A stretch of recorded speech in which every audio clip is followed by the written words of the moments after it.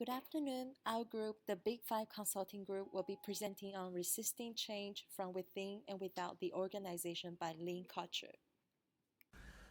Today's presentation is about Kutcher's article based on identity theory and resistance of time and space. Kutcher states that through a complex grid of experiences, people are consciously and unconsciously made up. He uses Albertson and Wilmott's theory of identity work as a base. This states that individuals are continuously engaged in forming, preparing, maintaining, strengthening, or revising the construction that can provide them with a sense of distinctiveness. This identity work takes place mainly in workplace, where through exposure of an organization's prescribed meanings and values, individuals are receptive in reshaping their own identity. Therefore, changes to workplace practices can confirm or challenge an individual's narrative of self, being often met with resistance.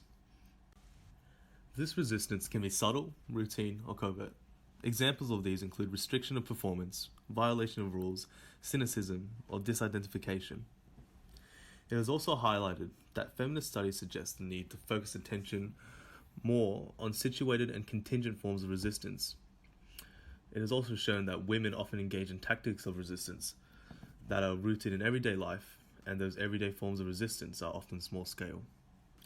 Kutcher further highlights that the employee's resistance to change derives from their temporal and spatial narratives from within and also outside the workplace.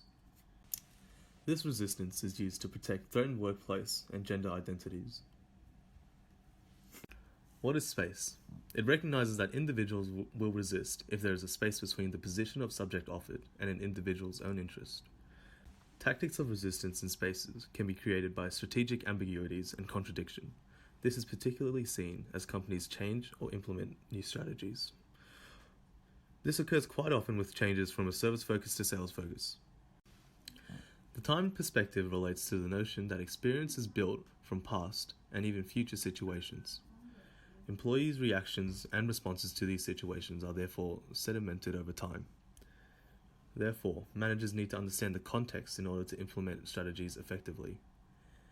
Given an individual's identity is formed across interactions and experiences, resistance can also draw narrative from outside the workplace. The credit union case. The reading focuses on the findings in relation to Coast, a medium-sized credit union servicing rural and regional communities in New South Wales, Australia. Coast has shifted its business strategy from traditional credit union values of cooperativeness and mutuality to privileging ideas of competitiveness and individuality. The South branches had a sense of isolation from their headquarters, which was described by the office employees but not from branch managers. In addition, executives from headquarters felt the comfort on just blaming the reason to don't embrace the change from South branches due to their attitude, which hid a failure to recognize the contradictions with their sales strategies and the complexity of the responses felt by these employees to the changes being introduced. It was not that the employees could not make the shift from service to sales, they would not make the shift. A lot of people left the organization before the change, but the ones who remain suffer from a lot of stress. Several employees reported sick, and they felt embarrassed about it. With the new strategy, there was a shift in their role from providing service to selling products. Created using Powtoon.